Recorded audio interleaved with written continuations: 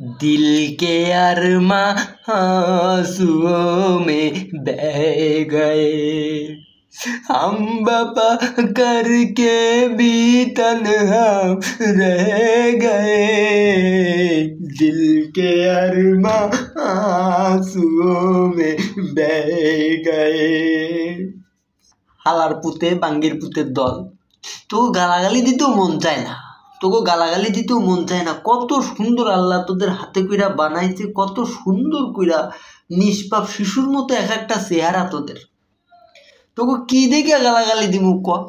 কিন্তু তোদের চেহারা সুরত মুখের ফেস কাটিং যদি বাদ দিই, আল্লাহ তোদের খেলার কসম দেওয়া যদি কই, তা তোকে গালাগালি দিয়া বাঁচান যাব না, পিডায়া মারলেও তোকেও বাঁচান যাব না। ভাইরে ভাই 10 ওভারে প্রায় 100-র কাছাকাছি রান, আর পরের 10 ওভারে তোরা করিস কিনা 70।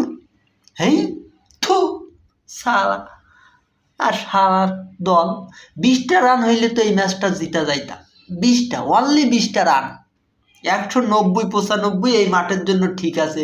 বিশ্বের সেরা টিমের বিপক্ষে খেলতেছিস, বিশ্বের সেরা টিম ইন্ডিয়া, যাদের শালা মনে হয় যেন একেতে শুরু করি এলু 10 পর্যন্ত সব শালা ব্যাটিং। একসময় গ্যারি ক্যারেস্টন একটা কথা বলতো যে সেবাগ মাঠে নামলেই হয়েছে, সে 1 বলে আউট হইলেও একটা ইম্প্যাক্ট ফেলে যায়, আর বারা 10 বল খেললেও একটা ইম্প্যাক্ট ফেলে যায়। আসলেই তাই। এই দেখ দামরা সারে একটা সেরা রাখছে এই অভিষেক শর্মা। তুই 500 রান করলেও কিছু যায় আসে না। হ্যাঁ বেটা আইবো মারবো পিটবো, 1 বলে গেলে গেল, 10 বল দেখলে তো তামাম। মানে এ এমনভাবে খেলাটা তৈরি করতে যায় যাতে মনে করে পরের 9টা প্লেয়ার 10টা প্লেয়ার আরামসে এসে খেলতে পারে। আর আঙ্গো বাঙ্গিপুর পাকিস্তানের ওরে বাবা রে বাবা, স্ট্রাইক রেট বাবর রিজওয়ানের স্ট্রাইক রেট খারাপ, এরা তো রান করতে পারে না।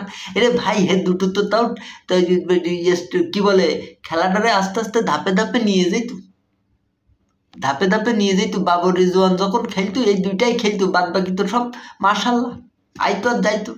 আরে এখনকার ওরে বাবা রে সাইম আয়ু, ও মা গো মা, ফাহিম আশরাফ না, ফাহিম আশরাফ আজকে ভালো খেলিছে। 8 বলে 20 না করলে তো এতক্ষণ আরও 5 ওভার আগে খেলা শেষ হয়ে যেত।